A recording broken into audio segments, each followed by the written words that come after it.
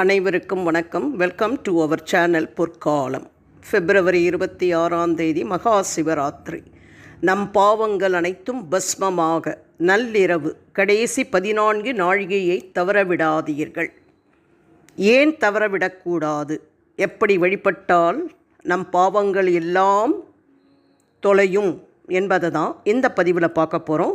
வாங்க நம்ம வீடியோக்குள்ளே போகலாம்.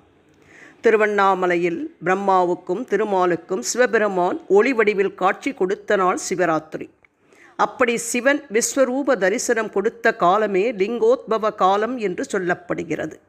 சிவராத்திரி அன்று இரவு 11:30 மணி முதல் நள்ளிரவு 1 மணி வரையான காலமே லிங்கோத்பவ காலமாகும். சிவன் அழிக்கும் கடவுள். எல்லா உயிர்களும் தங்கள் வாழ்வின் இறுதியில் அவரையே அடைகின்றன என்பதால் இந்த இறுதி திதியை அவருக்கு ஒதுக்கினார்கள். அதில் மாசி மாதம் தேய்பிறையில் வரும் சதுர்த்தசி இரவே மகிமைமிக்க மகா சிவராத்திரி ஆகும்.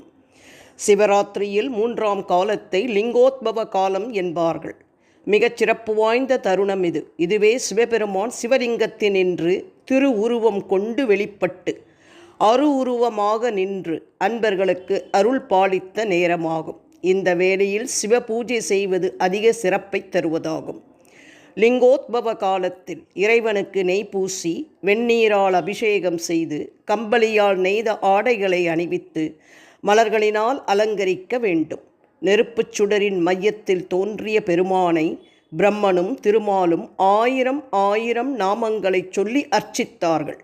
அதனை நினைவுகூரும் வகையில் உருத்திரருக்கு எண்ணில்லாத வணக்கங்களை கூறும் ருத்திரத்தை ஓத வேண்டும். மேலும் சிவ சகசர் நாமத்தை பாராயணம் செய்ய வேண்டும்.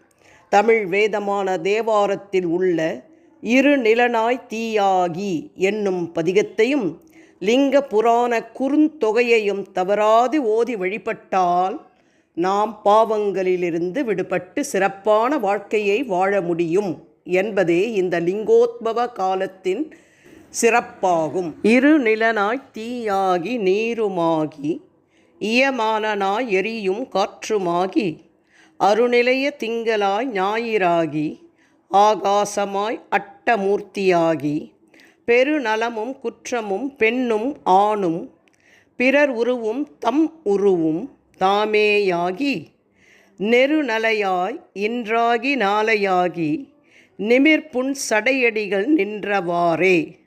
இதன் பொருள் நிலனாகி நெருப்பாகி தண்ணீராகி உயிர்களாகி காற்றாகி சந்திரனாகி சூரியனாகி வானமாகி இப்படியாக 8 உருவமாகி இருந்து நன்மையும் தீமையும் ஆணும் பெண்ணும் பிறர் வடிவும் ஆகிய எல்லாமும் தாமே ஆகி நேற்று இன்று நாளை என முக்காலமும் ஆகி விளங்குதலே நீண்ட சடையுடைய சிவன் நின்ற நிலை என்பதாகும்.